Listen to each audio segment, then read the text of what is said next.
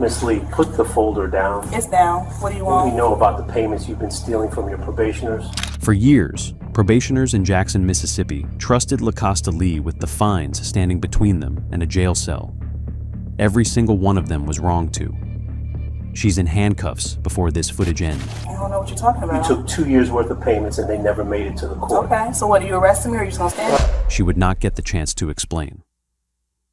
Within days of that confrontation, the Mississippi Attorney General's office would seize her files, her bank records, and a composition notebook tucked in her desk drawer that documented every theft over 5 years. 43 probationers, more than $4,000 siphoned from the people least able to lose it, 7 counts of embezzlement, and a paper trail of receipts she had handed her victims herself. Receipts she never expected anyone to actually keep. Before we go any further, would you have noticed if your court fines were quietly disappearing? Tell me in the comments. And if you're not subscribed yet, hit that button right now. We expose people who exploit positions of trust every single week. Lacosta Renee Lee was born in Jackson, Mississippi in 1979. Her father, Carlton Lee, worked as a corrections officer at Central Mississippi Correctional Facility for 26 years. Her mother, Brenda, served lunches at Galloway Elementary School, 4 blocks from their house on Bailey Avenue. Money was tight. It was never absent. The Lees owned their home. By the time Lacosta was 12, she had already announced what she wanted to be when she grew up. Her father came home in his uniform every night. She would pretend to read his department manual at the kitchen table, while her mother fried catfish on the stove. She told her 6th grade teacher she wanted to work in the courts. The teacher wrote it down in a yearbook entry that Brenda Lee kept inside a Bible for the next 30 years. Lacosta graduated from Jim Hill High School in 1997 with a 3.4 GPA and a partial scholarship to Jackson State University. She studied criminal justice. Her senior thesis examined recidivism rates among first-time misdemeanor offenders in Hinds County. Her advisor noted in his evaluation that she had an unusually clear sense of how the system fails the people inside it. She graduated in 2001. She married a barber named Donovan Pickering that summer. They had a daughter in 2003 and a son in 2006. Her first job out of college was as a court clerk at the Hinds County Justice Court. She filed paperwork, processed bonds, sat through hours of misdemeanor arraignments. She earned $26,000 a year. She stayed for 9 years. Her supervisors rated her as consistently meets expectations and works well independently. She was passed over for 2 promotions. She never complained. In 2010, Donovan lost his shop. They had remortgaged the house twice already. The kids were in private school on a tuition deal her mother had quietly been paying down for them. By 2013, the family was carrying $48,000 in credit card debt across 6 accounts. In early 2015, Lacosta saw a job posting on the Court Programs Inc. website. The company contracted with municipal and justice courts throughout Mississippi to supervise misdemeanor probationers. They needed a field officer in the Hinds County region. The position paid $41,000 a year, with a take-home laptop and a small mileage stipend. She applied. She was hired within 3 weeks. The training lasted 4 days, conducted at a hotel conference room in Pearl. She passed the certification exam with a 92.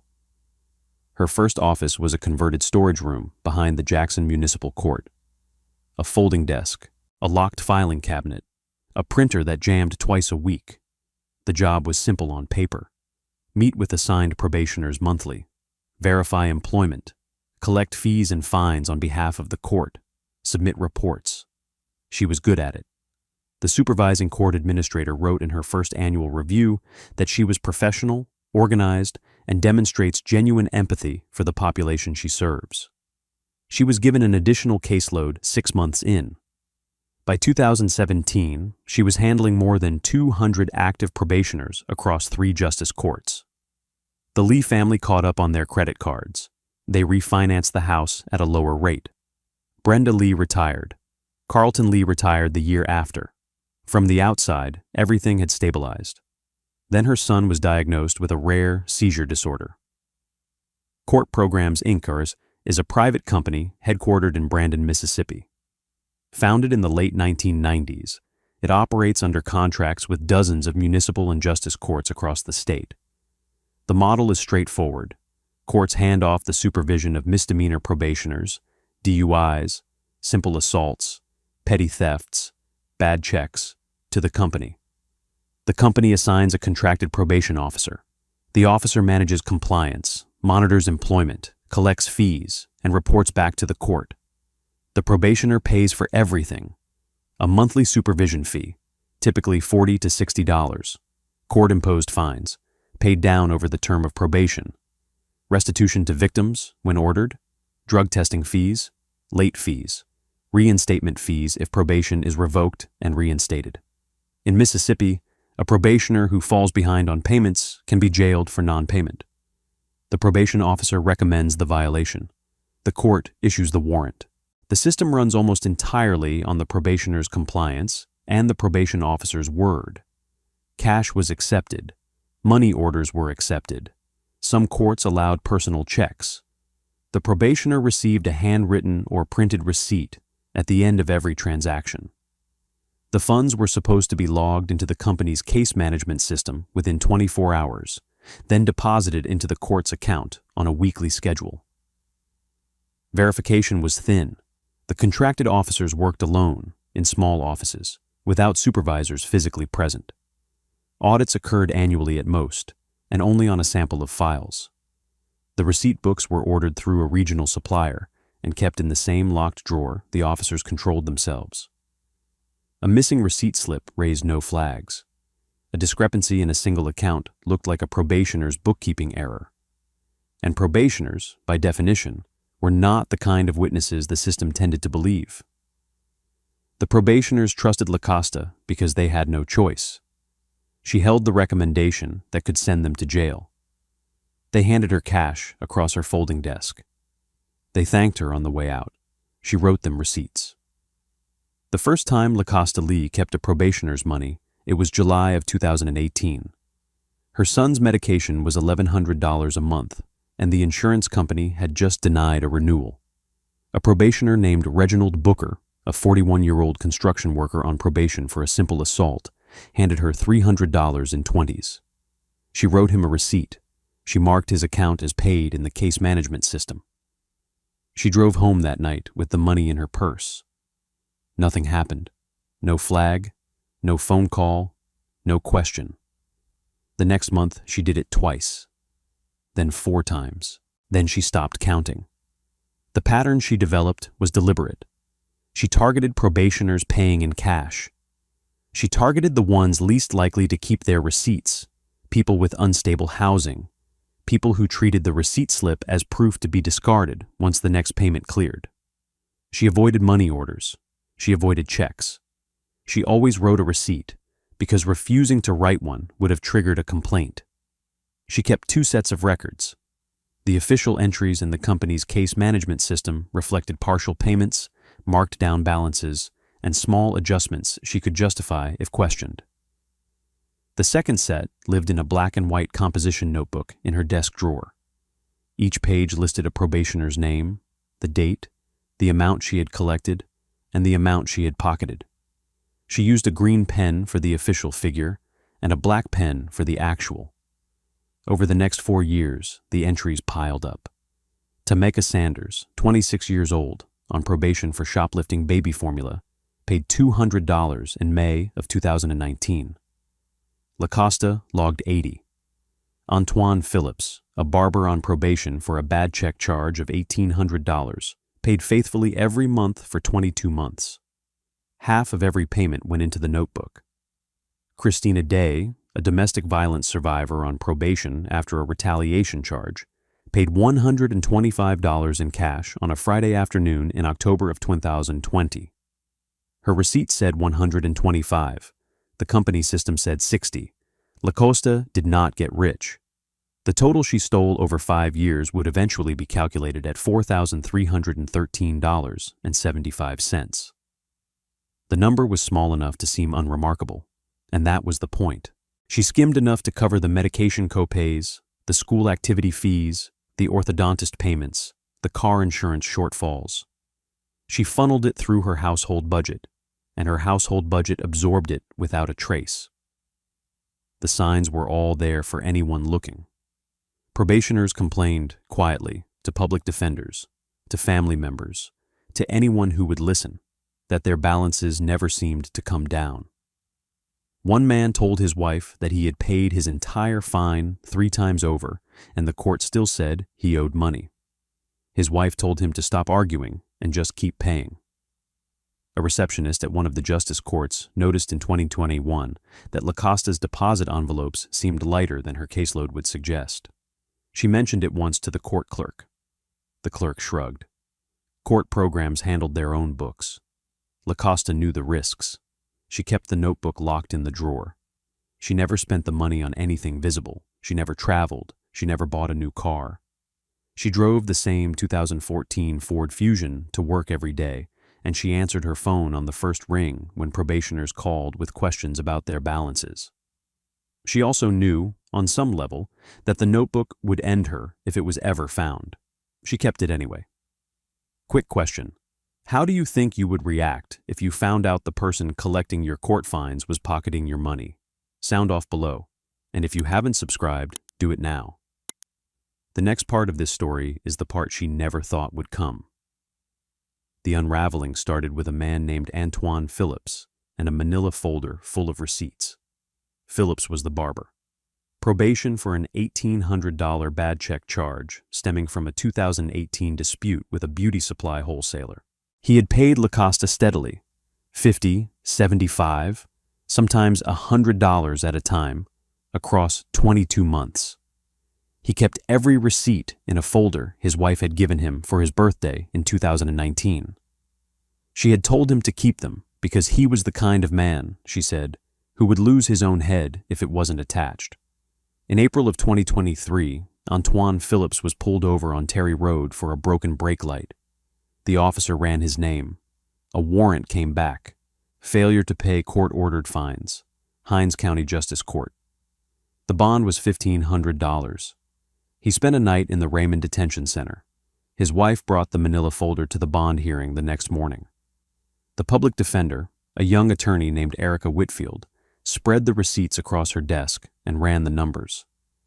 Antoine had paid $2,415. The court had recorded payments totaling $1,190. Whitfield filed a complaint with the court administrator that afternoon. The court administrator forwarded it to Court Programs, Inc. Court Programs assigned an internal auditor. The auditor was a regional manager named Patricia Vance. She had been with the company for 11 years. She had seen sloppy bookkeeping before. She had seen probationers misremember their own payments. She expected to find a paperwork error and write a polite memo. She started with Antoine Phillips's file. The receipts didn't match. She pulled Lacosta Lee's 3 other active caseloads, Jackson Municipal Court, the Justice Court of Hinds County, and a small caseload from Clinton. She spot-checked 20 files. 12 of them had discrepancies between what the probationers had paid and what the company had recorded. She drove to Jackson on a Wednesday morning in early May of 2023. She told Lacosta she was running a routine quarterly audit. She asked to see the receipt books and the active case files. Lacosta handed them over without hesitation. While Patricia worked at the folding desk, Lacosta sat across from her, calm, professional, asking polite questions about her drive-in from Brandon. Patricia found the composition notebook on the 3rd hour. It was in the bottom drawer of the filing cabinet, behind a cardboard accordion folder of expired drug test forms. She opened it. She read 3 pages. She closed it. She did not say anything. She told Lacosta she needed to take a few files back to the home office for additional review. She loaded the case files, the receipt books, and the composition notebook into a banker's box. She drove back to Brandon. She did not call Lacosta. She called the Mississippi Attorney General's Office, Public Integrity Division. The Public Integrity Division opened a case file the following Monday. The lead investigator was a woman named Cassandra Merriweather, a former Hinds County prosecutor who had been with the AG's office for 9 years. She started where every embezzlement case starts, with the paper. The composition notebook contained 134 entries spanning 61 months. Each entry listed a probationer, a date, a recorded amount, and an actual amount. The difference between the two columns added up to $4,313.75. The arithmetic was Lacosta's own. The handwriting was hers. Patricia Vance had compared it to signed timesheets, to be sure. Merriweather subpoenaed Lacosta's bank records. Across the same 61 months, the Lee household checking account showed 46 cash deposits ranging from $40 to $210. Each deposit corresponded, within 72 hours, to a notebook entry. The pattern was machine precise. She subpoenaed the case management system logs. Lacosta had logged into specific probationer accounts on the same days she had collected payments and made manual adjustments to balance lines hours after the official deposit was reported. She subpoenaed the receipts. Court programs had retained carbon copies of everything Lacosta had written for the past 3 years.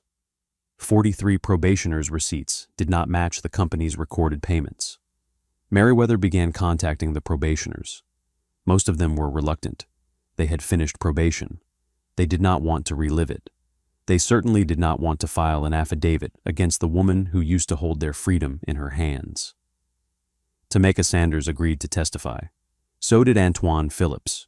So did Reginald Booker, the construction worker who had been her first. The text messages Merriweather obtained from Lacosta's personal phone, recovered under warrant in late summer of 2023, were not as damning as the notebook, but they painted a picture. Messages to her husband, dated across years, asking him to deposit specific amounts in cash before a bill was due. Messages to her daughter's orthodontist confirming a payment plan. Messages to a pharmacy in Ridgeland confirming a prescription pickup. There was one message from June of 2021, sent at 11:47 p.m., that the prosecutor would later read aloud at sentencing. Lacosta to her sister. I keep thinking they're going to figure it out. Every Monday, I think this is the week. Then Monday goes by and nobody says anything. Her sister had not responded. The arrest took place on the morning of October 17th, 2023. 2 investigators from the Mississippi Attorney General's office arrived at the Jackson Municipal Court Probation Office at 9:14 a.m. Lacosta was at her folding desk, reviewing a probationer's drug test results. She was wearing a navy blazer and a cream blouse. Her name tag was clipped to her left lapel. The investigators were Cassandra Merriweather and a second agent named Wendell Childers. They identified themselves. They told her they had a warrant for her arrest on 7 counts of embezzlement. Lacosta did not stand up. She looked at the warrant for nearly a minute without speaking. Then she set it on the desk and folded her hands. You don't understand the pressure I was under, she said. Merriweather asked her to clarify. My son has a seizure disorder. The medication is not optional. The insurance kept dropping the renewal. I was paying $1,100 a month out of pocket for 2 years. Do you know what that does to a household? Childers told her she was not required to make a statement. I never took from the ones who couldn't afford it. I knew their files. I knew who could absorb it and who couldn't. I never took from a single mother. I never took from anyone on disability. I took from the ones who would barely notice. Merriweather asked her if she had taken from Tameka Sanders. Lacosta paused. That was a mistake. I didn't know. I corrected it the next month. You took $80 more from her the next month, Merriweather said. Lacosta did not respond. Ms. Lee, do you want to keep talking, or do you want to call an attorney? She closed her eyes for a long moment. When she opened them, she looked at the folding desk where she had collected cash from probationers for 5 years.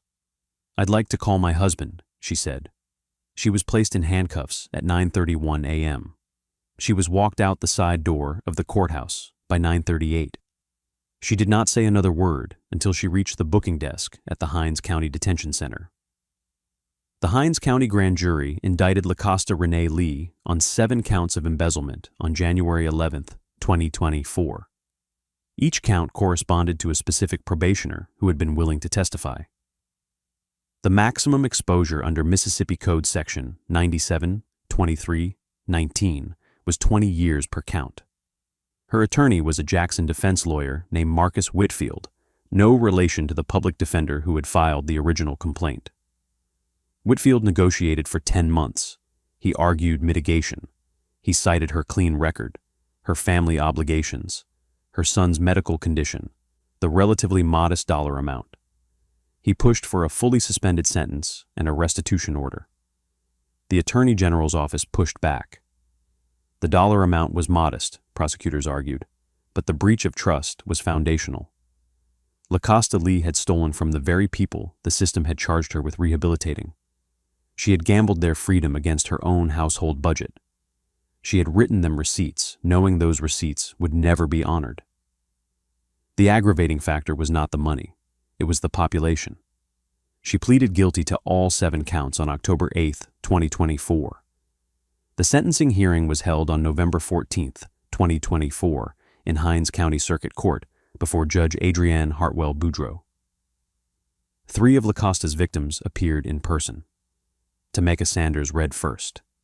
She had brought her 4-year-old daughter to the courtroom. She told the court that for 2 years she had skipped meals to make sure her probation payments were on time, because she had been told that missing a payment meant going to jail, and going to jail meant losing custody. She had paid $840 to Lacosta Lee. The court had received $410. Antoine Phillips spoke second. He told the court he had spent a night in jail because of payments Lacosta had pocketed. He told the court that his wife had cried at the bond hearing because she had thought, for one terrible morning, that her husband had been lying to her about the money for 2 years. Judge Hartwell Boudreau delivered her sentencing statement before the gallery. She addressed Lacosta directly. Ms. Lee, the people who walked into your office did so under a court order. They had no choice but to trust you. You were not a bystander to their rehabilitation. You were the system, in their eyes. Every dollar they handed you was a dollar they had earned with their freedom on the line. You did not take from a bank. You did not take from a corporation. You took from the people in this community with the least margin to be taken from. And you did it knowingly, deliberately, and over a period of years. The court does not accept the argument that household pressure justifies what you did. Many people in this room face household pressure. They do not steal from probationers. The judge sentenced Lacosta Lee to 20 years in the custody of the Mississippi Department of Corrections, with 17 years suspended and 3 years to serve, followed by 5 years of post-release supervision. She ordered restitution in the amount of $4,313.75 and a separate fine of $3,000. Lacosta is currently incarcerated at the Central Mississippi Correctional Facility in Pearl, in the Women's Housing Unit. She is scheduled for release in late 2027. Court Programs, Inc. terminated its contract with the Hinds County Justice Court 3 months after her arrest. 2 other contracted officers in adjacent counties were placed under audit. 1 resigned before the review concluded. Tameka Sanders received a check for $240 from the company in March of 2025. She framed it. She did not cash it. This case was infuriating, but the case on your screen right now is the kind of betrayal that keeps you up at night. Click it now.